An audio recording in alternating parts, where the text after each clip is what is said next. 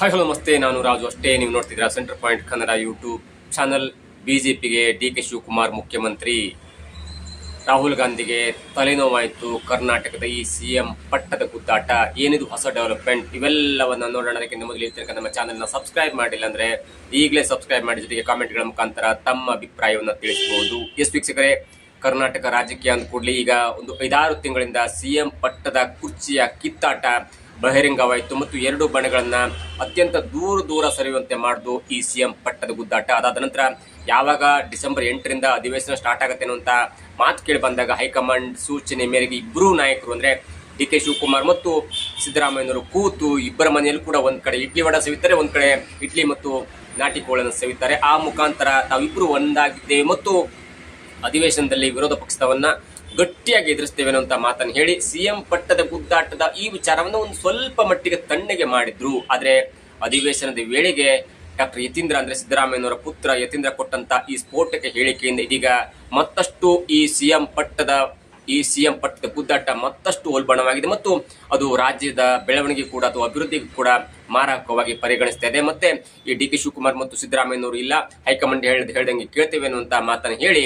CM ಪಟ್ಟದ ಗುದ್ದಾಟನ್ನ ಮತ್ತಷ್ಟು ರೋಚಕವಾಗಿ, ಮತ್ತಷ್ಟು ಕುತೂಹಲವಾಗಿ, ಮತ್ತಷ್ಟು ಜ್ವಾಲೆಯನ್ನಾಗಿ ಮಾಡಿದ್ದಾರೆ. ಇದರ ಮಧ್ಯೆ ಬಿಜೆಪಿ, ವಿರೋಧ ಪಕ್ಷವಾದಂತ ಬಿಜೆಪಿ ಏನ್ ಮಾಡ್ಬೇಕಿತ್ತು ಅಂದ್ರೆ, ನೀವು ಯಾಕೆ ಕಚ್ಚಾಡ್ತಾ ಇದ್ದೀರಿ, ನೀವು ಸಿಎಂ ಪಟ್ಟವನ್ನ ಬಗೆಹರಿಸ್ಕೊಳ್ಳಿ, ನೀವು ಯಾರಾದ್ರೂ ನಮ್ಗೆ ಸಂಬಂಧ ಇಲ್ಲ, ಆದ್ರೆ ಅಭಿವೃದ್ಧಿಯ ಕಡೆ ಗಮನ ಹರಿಸಿ. ನೀವು ಅಭಿವೃದ್ಧಿ ಕುಂಠಿತ ಆಗ್ತಿದೆ, ಉತ್ತರ ಕರ್ನಾಟಕದ ರೈತರಿಗೆ ಸರಿಯಾಗಿ ಬೆಲೆ ನಿಗದಿ ಆಗ್ತಿಲ್ಲ, ಕರಾವಳಿಯವರ ಕಡೆಗೆ ಸರಿಯಾಗಿ ಬೇರೆ ಬೇರೆ ಅವ್ಯವಸ್ಥೆ ಆಗ್ತಿದೆ, ಹಾಸ್ಪಿಟಲ್ ಇಲ್ಲ. ನೀವು ಶಿವಮೊಗ್ಗ ಕಡೆ ಬಂದ್ರೆ ಅಲ್ಲಿ ಬೇರೆ ಪರಿಸ್ಥಿತಿ ಇದೆ, ಮಂಡ್ಯ ಮೈಸೂರಲ್ಲಿ ಕಬ್ಬಿನ ರೈತರ ಹೋರಾಟ ಅಥವಾ ಬೇರೆ ಬೇರೆ ಒಂದು ಸಮಸ್ಯೆ ಇದೆ. ಎಲ್ಲದರ ನಡುವೆ ನೀವು ಇದನ್ನ ಬಿಟ್ಟು ಯಾಕೆ ಮುಖ್ಯಮಂತ್ರಿಯ ಕಚ್ಚಾಟವನ್ನ ಮಾಡ್ತಾ ಇದ್ರಿ? ನೀವೇನಾದ್ರೂ ಕೂತು ಬಗೆಹರಿಸಿಕೊಂಡು ನೀವು ರಾಜ್ಯದ ಅಭಿವೃದ್ಧಿ ಕಡೆ ಗಮನ ಹರಿಸಿ ಅನ್ನುವಂತ ವಿರೋಧ ಅಥವಾ ಸಲಹೆಯನ್ನು ಕೊಡ್ಬೋದಿತ್ತು. ಆದ್ರೆ ವಿರೋಧ ಪಕ್ಷ ಬಿಜೆಪಿ ಅಜೆಂಡಾನೇ ಬೇರೆ ಇದೆ. ಅವರು ಡಿ.ಕೆ. ಶಿವಕುಮಾರೇ ಮುಖ್ಯಮಂತ್ರಿ ಆಗಬೇಕು ಎನ್ನುವಂತ ಹಠಕ್ಕೆ ಬಿದ್ದಂತಿದೆ ಮತ್ತು ಅದರ ಹಿಂದೆ ದೊಡ್ಡದಂತ ಒಂದು ಕುತಂತ್ರ, ಒಂದು ರಹಸ್ಯ ಕೂಡ ಇದೆ. ಡಿ.ಕೆ. ಶಿವಕುಮಾರ್ ಮುಖ್ಯಮಂತ್ರಿ ಆದ್ರೆ ಅದು ಕಾಂಗ್ರೆಸ್ನಿಂದ ಮುಖ್ಯಮಂತ್ರಿ ಆದಂಗಾಗತ್ತೆ. ಸಿದ್ದರಾಮಯ್ಯನವರು ಮುಖ್ಯಮಂತ್ರಿಯಾಗಿ ಮುಂದುವರೆದು ಅದು ಕಾಂಗ್ರೆಸ್ನ ಒಂದು ಮುಖ್ಯಮಂತ್ರಿ ಆಗಿರ್ತಾರೆ ಅಥವಾ ಸರ್ಕಾರದ ಮುಖ್ಯಮಂತ್ರಿ ಆಗಿರ್ತಾರೆ. ಅದರಿಂದ ಬಿಜೆಪಿ ಏನಾಗಬೇಕಿದೆ, ಮುಖ್ಯಮಂತ್ರಿ ಯಾರಿಗೆ ಕೊಟ್ಟರು ಕೂಡ ಅದು ರಾಜ್ಯದ ಮುಖ್ಯಮಂತ್ರಿ ಆಗ್ತಾರೆ. ಅದರಿಂದ ಒಂದೇ ಒಂದು ಪೈಸೆ ಕೂಡ ಲಾಭ ಆಗಲ್ಲ ಎನ್ನುವಂತ ಅನೇಕ ಜನರ ಅಭಿಪ್ರಾಯ ಕೂಡ ಇದೆ. ಆದ್ರೆ ಬಿಜೆಪಿ ಲೆಕ್ಕಾಚಾರವೇ ಬೇರೆ ಇದೆ. ಬಿಜೆಪಿಗೆ ಡಿ.ಕೆ. ಶಿವಕುಮಾರ್ ಮುಖ್ಯಮಂತ್ರಿ ಆಗಬೇಕು ಎನ್ನುವಂತ ಲೆಕ್ಕಾಚಾರದ ಹಿಂದೆ ಅದರ ಬೇರೆ ಬೇರೆ ಆಯಾಮಗಳಿದೆ. ನೋಡಿ, ಸಿದ್ದರಾಮಯ್ಯನವ್ರನ್ನ ಇಳಿಸಿ ಡಿ.ಕೆ. ಶಿವಕುಮಾರ್ ಅವರನ್ನ ಮುಖ್ಯಮಂತ್ರಿ ಮಾಡಬೇಕು, ಮುಖ್ಯಮಂತ್ರಿ ಆಗ್ಬೇಕು. ನೀವು ಯಾಕೆ ಅವರಿಗೆ ಕೊಟ್ಟ ಮಾತನ್ನ ನೀವು ಯಾಕೆ ಅವ್ರಿಗೆ ಮರಿತಾ ಇದ್ರಿ? ಡಿ.ಕೆ. ಶಿವಕುಮಾರ್ ನೀವು ಮಾತು ಕೊಟ್ಟಿದ್ರಿ, ಅದನ್ನ ಯಾಕೆ ಕೊಡ್ತಾ ಇಲ್ಲ ಅನ್ನುವಂತ ನೇರವಾದ ಹೇಳಿಕೆಯನ್ನ ಬಿಜೆಪಿ ಅನೇಕ ನಾಯಕರು ಹೇಳ್ತಾ ಇದ್ದಾರೆ. ಜೊತೆಗೆ ಡಿ.ಕೆ. ಶಿವಕುಮಾರ್ ಅವರು ನೀವು ಒದ್ದುಕೊಂಡು ಸಿಎಂ ಪಟ್ಟವನ್ನ ನೀವು ಪಡಿಬೇಕು, ನಿಮ್ಗೆ ಒದೆಯೋದಂದ್ರೆ ಭಾರಿ ಇಷ್ಟ. ನೀವು ಎಸ್ ಎಂ ಕೃಷ್ಣ ಅಥವಾ ಧರ್ಮಸಿಂಗ್ ಮುಖ್ಯಮಂತ್ರಿ ಆದ ಕಾಲದಲ್ಲೂ ಒದ್ದು ನೀವು ಸಚಿವ ಸಂಪುಟದಲ್ಲಿ ಸ್ಥಾನವನ್ನ ಗಿಟ್ಟಿಸಿಕೊಂಡಿದ್ರಿ. ಹಾಗಾಗಿ ಈಗಲೂ ಕೂಡ ನೀವು ಒದ್ದು ಮುಖ್ಯಮಂತ್ರಿ ಪಟ್ಟವನ್ನ ಪಡಿಬೇಕು. ಯಾಕೆ ನೀವು ಸುಮ್ಮನೆ ಇದ್ರಿ, ಯಾಕೆ ಇಷ್ಟು ತಾಳ್ಮೆ, ಹಾಗೆ ಹೀಗೆ ಅನ್ನುವಂತ ಒಂದು ಟಾಂಗ್ ಕೊಡುವ ವಿಚಾರ ಕೂಡ ಬಿಜೆಪಿ ಹೇಳ್ತಾ ಇದ್ದಾರೆ. ಮತ್ತು ಬಿಜೆಪಿಗೆ ಸಪೋರ್ಟ್ ಮಾಡ್ತಾ ಇರುವಂತಹ ಅನೇಕ ಸ್ವಾಮೀಜಿಗಳು ಕೂಡ ಒಕ್ಕಲಿಗರು ಮುಖ್ಯಮಂತ್ರಿ ಆದ್ರೆ ತಪ್ಪೇನು ಎನ್ನುವಂತ ಪರೋಕ್ಷ ಹೇಳಿಕೆ ಕೊಡೋದ್ರ ಮುಖಾಂತರ ಡಿ.ಕೆ. ಶಿವಕುಮಾರ್ ಅವರು ಮುಖ್ಯಮಂತ್ರಿ ಆಗಲಿ ಅನ್ನುವಂತ ಮಾತನ್ನು ಕೂಡ ಹೇಳ್ತಾ ಇದ್ದಾರೆ. ಇದರ ಹಿಂದೆ ಅಜೆಂಡಾ ನೋಡಿ ಏನಿದೆ ಅಂತ. ಸಿದ್ದರಾಮಯ್ಯನವರೇ ಮುಖ್ಯಮಂತ್ರಿಯಾಗಿ 2028 ತನಕ ಮುಂದುವರೆದ್ರೆ ಮತ್ತೆ ಬಿಜೆಪಿ ಗೆಲ್ಲಬೇಕು ಎನ್ನುವಂತ ಒಂದು ಆಸೆಗೆ ತಣ್ಣೀರು ಎರಚಿದಂತೆ ಅನ್ನೋದ್ರಲ್ಲಿ ಎರಡೇ ಮಾತಿಲ್ಲ. ನೀವು ಡಿ.ಕೆ. ಶಿವಕುಮಾರ್ ಅವರನ್ನ ಉಪಮುಖ್ಯಮಂತ್ರಿಯಾಗಿ ಇಟ್ಕೊಂಡು ಅಥವಾ ಪಟ್ಟ ಕೊಡದೆ ಸಿದ್ದರಾಮಯ್ಯನವರ ಮುಖ್ಯಮಂತ್ರಿ ಪಟ್ಟದಲ್ಲಿ ಕೂರಿಸಿದ್ರೆ ಅಷ್ಟರ ಮಟ್ಟಿಗೆ 2028ಕ್ಕೆ ಚುನಾವಣೆಯಲ್ಲಿ ಮ್ಯಾಜಿಕ್ ನಂಬರ್ನ ಕ್ರಾಸ್ ಮಾಡಬೇಕೆನ್ನುವಂತ ಹಠಕ್ಕೆ ಬಿದ್ದಿರುವ ಬಿಜೆಪಿಗೆ ದೊಡ್ಡದಂತ ಮಗ್ಗುಲು ಮುಳ್ಳಾಗತ್ತೆ ಮತ್ತು ಮ್ಯಾಜಿಕ್ ನಂಬರ್ನ ಕ್ರಾಸ್ ಮಾಡೋದು ಅತ್ಯಂತ ಕಷ್ಟ ಆಗುತ್ತೆ. ಆ ಲೆಕ್ಕಾಚಾರದಿಂದಲೇ ಡಿ.ಕೆ. ಶಿವಕುಮಾರ್ ಅವರೇನಾದ್ರು ಮುಖ್ಯಮಂತ್ರಿ ಆದ್ರೆ ಆವಾಗ ನಾವು ಪ್ರಚಾರಕ್ಕೆ 2 ಸಬ್ಜೆಕ್ಟ್ ಸಿಗುತ್ತೆ. ಯಾಕಂದ್ರೆ ಯಾಕೆ ನೀವು ಸಿದ್ದರಾಮಯ್ಯನವ್ರನ್ನ ಮುಖ್ಯಮಂತ್ರಿ ಪಟ್ಟದಿಂದ ಕೆಳಗಿಳಿಸಿದ್ರಿ, ಅವ್ರು ಏನ್ ತಪ್ಪು ಮಾಡಿದ್ರು, ಅವ್ರು ಏನ್ ಹಗರಣ ಮಾಡಿದ್ರು, ಮೂಢ ಹಗರಣದಿಂದ ಬೇಸತ್ತು ನೀವು ಅವರಿಗೆ ಮುಖ್ಯಮಂತ್ರಿ ಪಟ್ಟದಿಂದ ಕಸ್ಕೊಂಡ್ರೆ ಅನ್ನುವಂತ ನೇರ ಆರೋಪವನ್ನು ಮಾಡಬಹುದು. ಸಿದ್ದರಾಮಯ್ಯನವರು ಭ್ರಷ್ಟಾಚಾರ ಮಾಡಿದ್ರು, ಸಿದ್ದರಾಮಯ್ಯನವರು ಅಭಿವೃದ್ಧಿ ಕಾರ್ಯ ಮಾಡಿಲ್ಲ ಎನ್ನುವಂತ ಕೆಂಗಣ್ಣಿಗೆ ಗುರಿಯಾಗಿ ಅವರನ್ನ ಕೆಳಗಿಳಿಸಿದ್ರು ಎನ್ನುವಂತ ಅಪವಾದ ಮಾಡಬಹುದು.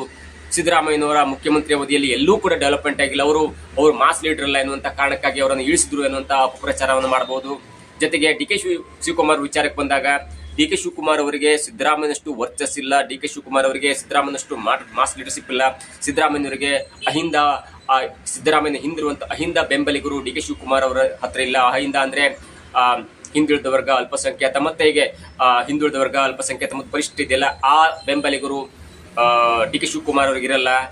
ಹಾಗಾಗಿ ಸಿದ್ದರಾಮಯ್ಯನವ್ರನ್ನ ಕೆಳಗಿಳಿಸಿದ್ರೆ ಅವರೆಲ್ಲರೂ ಕೂಡ ತಮ್ಮ ಬಿಜೆಪಿಗೆ ಮತ ಹಾಕ್ತಾರೆ ಮತ್ತು ಡಿ ಕೆ ಶಿವಕುಮಾರ್ ಅವರನ್ನು 2028 ಚುನಾವಣೆ ಸೋಲಿಸಬೇಕನ್ನೋದು ಹಠಕ್ಕೆ ಬಿದ್ದಂತಿರ್ತದೆ.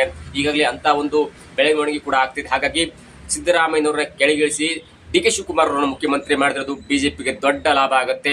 ಜೊತೆಗೆ ಡಿ ಕೆ ಶಿವಕುಮಾರ್ ಅವರ ಮೇಲೆ ಅನೇಕ ಪ್ರಕರಣಗಳು ಕೂಡ ದಾಖಲಾಗಿದೆ. ಅಂದ್ರೆ ಇಡಿ ಇರ್ಬೋದು, ಸಿಬಿಐ ಇರ್ಬೋದು, ಎಲ್ಲವೂ ಕೂಡ ಪದೇ ಪದೇ ನೋಟಿಸ್ ಕೊಡ್ತಾ ಇರುತ್ತೆ. ಒಂದು ವೇಳೆ ಆ ನೋಟಿಸ್ಗೆ ಸರಿಯಾದ ಉತ್ತರ ಕೊಟ್ಟಿಲ್ಲ ಅಥವಾ ಏನಾದರೂ ಒಂದು ಮೇಲಿಂದ ಒತ್ತಡ ಏರಿ ಏನಾದ್ರು ಪದೇ ಪದೇ ಕಾಟ ಕೊಟ್ಟಿದ್ರೆ ಅಷ್ಟರ ಮಟ್ಟಿಗೆ ಡಿ ಕೆ ಶಿವಕುಮಾರ್ ಅವರು ಈ ರಾಜ್ಯದ ಸಂಘಟನೆ ಅಥವಾ ಪಕ್ಷ ಸಂಘಟನೆಗೆ ಸ್ವಲ್ಪ ಹಿನ್ನಡೆ ಆಗುತ್ತೆ ಮತ್ತು ಅದರಿಂದ ಸ್ವಲ್ಪ ತಮ್ಮ ಎನ್ಕ್ವೈರಿ, ತಮ್ಮ ವಿಚಾರಣೆಗೆ ಹೋಗಿ ಬಂದು ಮಾಡೋದ್ರ ಮುಖಾಂತರ ಪಕ್ಷದ ಸಂಘಟನೆಗೆ ಸ್ವಲ್ಪ ಕಷ್ಟ ಆಗ್ಲಿಕ್ಕೆ ತಾವು ಅದನ್ನ ಉಪಯೋಗಿಸ್ಕೊಳ್ಬಹುದು ಅನ್ನುವಂತ ದುರುದ್ದೇಶ ಮತ್ತು ಅಥವಾ ಕೆಟ್ಟ ಉದ್ದೇಶ ಕೂಡ ಬಿಜೆಪಿಗಿದೆ.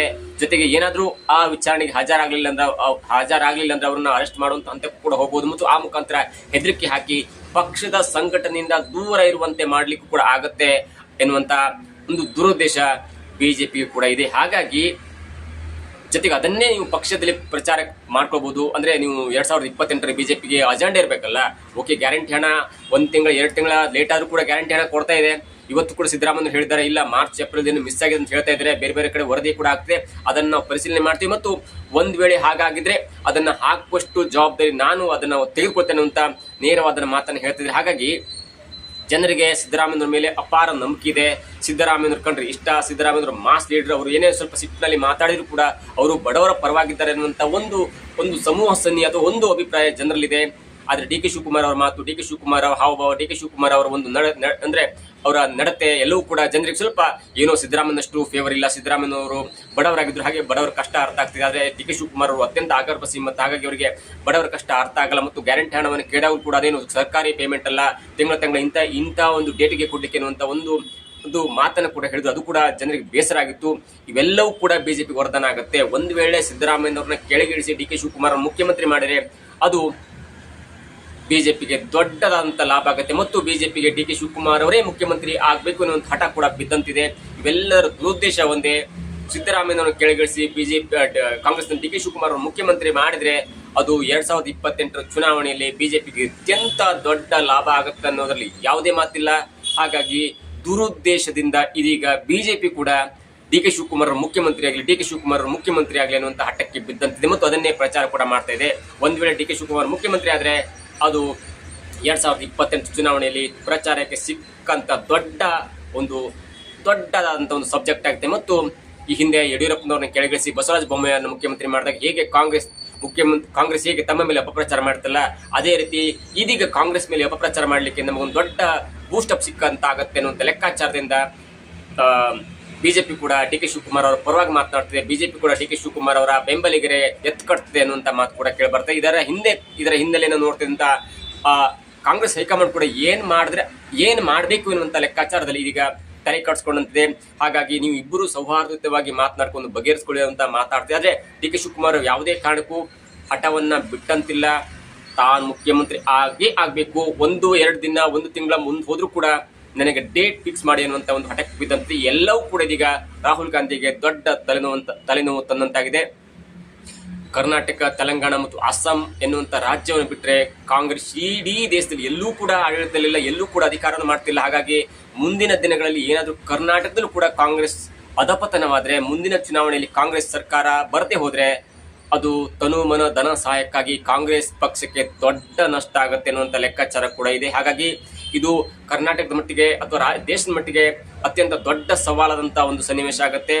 ಇಲ್ಲಿ AICC ಅಧ್ಯಕ್ಷರು ನಮ್ಮ ಕರ್ನಾಟಕದವರಿದ್ದಾರೆ, ದೇಶಕ್ಕೆ ಬೇಕಾಗುವಂತ ಬಂಡವಾಳ ಕೊಡುವಂತವರು ನಮ್ಮ ಕರ್ನಾಟಕದಲ್ಲಿದ್ದಾರೆ, ರಾಜ್ಯದ ಒಬ್ಬ ಪ್ರಭಾವಿ ಮುಖ್ಯಮಂತ್ರಿ ಸಿದ್ದರಾಮಯ್ಯರು ಕೂಡ ನಮ್ಮ ರಾಜ್ಯದವರೇ. ಹಾಗಾಗಿ ಇವೆಲ್ಲವೂ ಕೂಡ ಏನೂ ಮಾಡ್ಲಿಕ್ಕಾಗದಂತ ಪರಿಸ್ಥಿತಿಗೆ ಇದೀಗ ಕಾಂಗ್ರೆಸ್ ಹೈಕಮಾಂಡ್ ಬಂದು ನಿಂತಿದೆ.